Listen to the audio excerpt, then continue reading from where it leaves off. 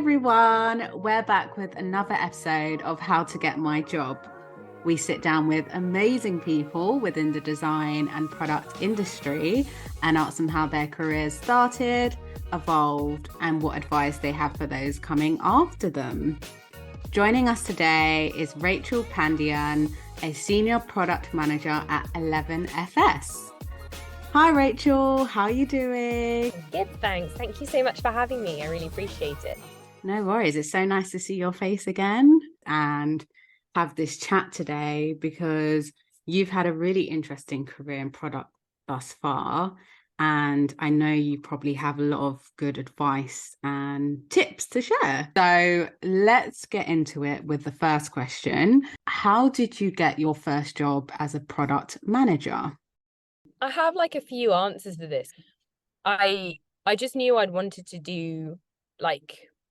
to have an impact on people. When I did an internship when I was at uni with Barclays, and I got really involved with their innovation function, and they just did so many things that changed people's lives, especially because the Barclays app was so big and I was a uni student. I thought it was really cool.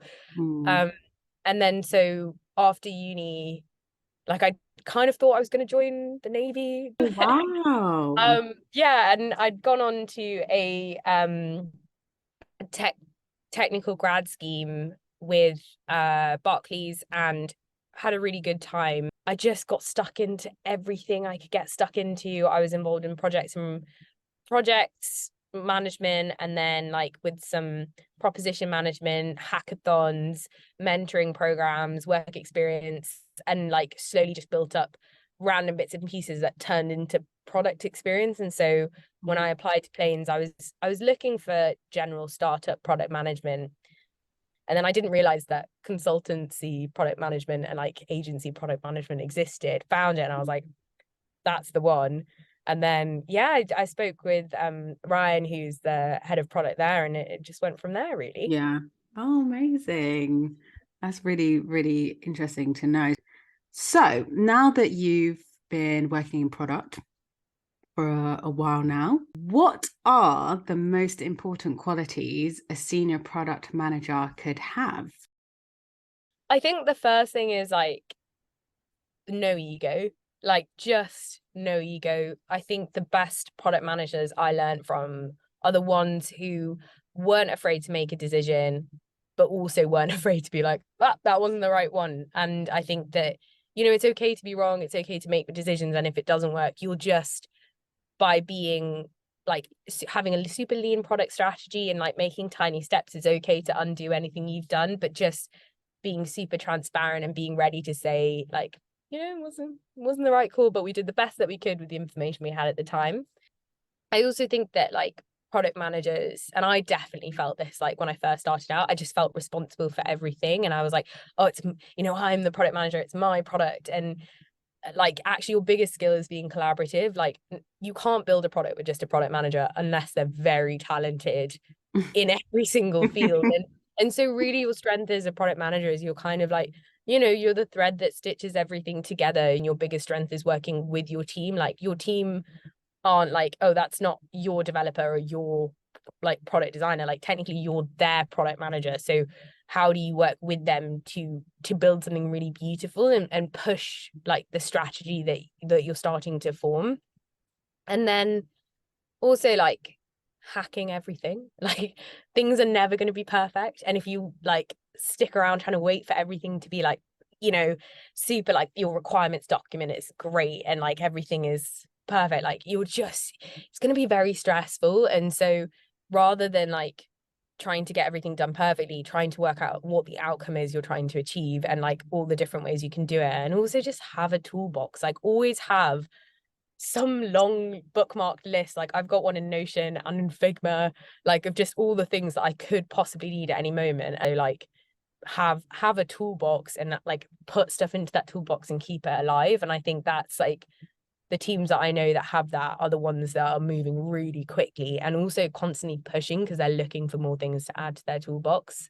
But the final one, and like my favorite one, is like just finding a bit of joy in it. Like no matter what you're working on, like you might think it's a boring project, but there's always a little bit of joy in it. And like there's a bit of joy in even the boring steps, and there's something that you can do with it. When you're doing something, just remember that it's going to have an impact on a strategy or a it's going to have an impact on something that's built or designed or shipped to customers, or how a company approaches strategy. I think it's a really cool profession to be a part of. It's a really good, like, it's a really cool time to be in this field. So yeah, just making sure that it's really good fun, as well as like a bit of a shift in sometimes. I love that. I really like what you said about, like you said, making sure you have a toolbox there, whether it's like Figma or you've got your notes or your frameworks in Notion, just making sure that you have that to go back to.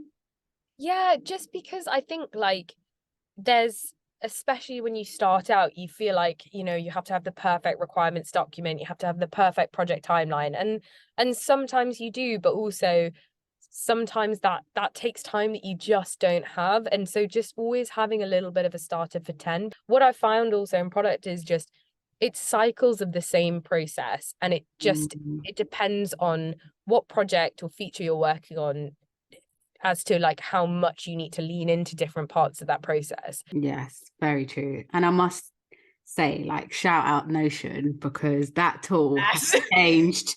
changed the game and changed many lives. Yeah, and I really liked what you said as well about finding joy in like the everyday, but also like even the boring tasks. And that is a great quality to have if you can have that kind of mindset or can have that approach going into something.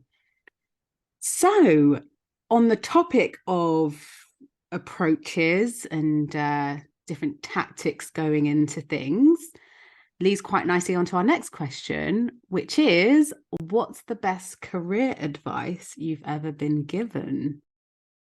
But I think the first like the best career advice I ever got was like balance. Like I saw this thing where it's like people need, like a lot of people who work in like product management or like really intense jobs or things like that, like outside of work they do things like clay or like something like really creative with their hands, because they just need like an opposite to balance them out. And especially in product management, I find like your day can be as long as you want it to be. Like there will always be another task that you can do, and learning that actually you don't have to do that task today, one, a little bit for your own well-being, but also just to say, like, to set the expectation of like make a plan that allows you to do all those things, and also the things that let you take time, relax, de-stress, because that time to reflect after you've done something is so much more valuable than the time spent staring at whatever tool that you mainly use that I'm not going to call Notion.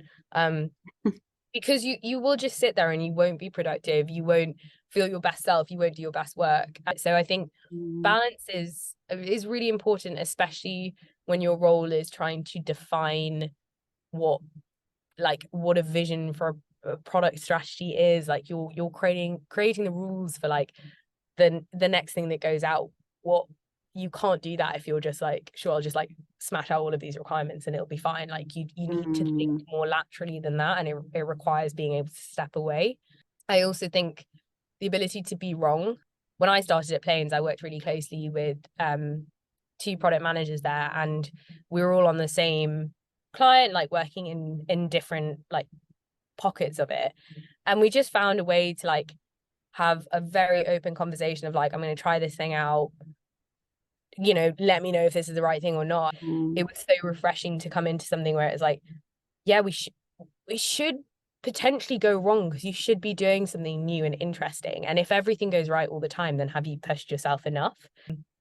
And then yeah, I think the last thing is around focus. Like my manager Charlotte is an incredible like product director, but also like very good at coaching. And one thing that she's always like worked on with me and like with other people in the team is like, kind of to all of the other stuff I've spoken about, there are loads of things that you can do, and it's just about picking the thing that you'll have the most impact, not just on your product, but also like on yourself and where you want to be in like 2 years time, 5 years time. What are the things that will help you grow as a product manager? And it might be the stuff you like, it might be the stuff you don't like, but just focus on like a few at a time, and focus on like baby steps at a time, because otherwise like you set yourself these really lofty goals and ambitions, and then you kick yourself and you don't get them, and it's really stressful trying to push yourself to be the best product manager in the world. So yeah, I think like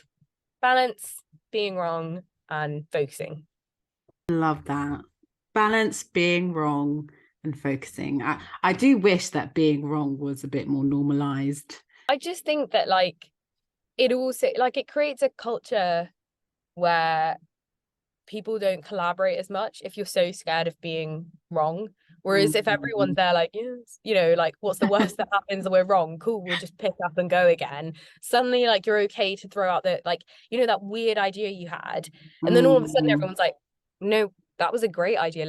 Let's run with that. But you need to create like the environment for that, and you need to have the confidence to put something weird out there and see what happens. This has been a great conversation. I've loved catching up with you. It's been so great to be here, and I hope some of these tips resonate with someone.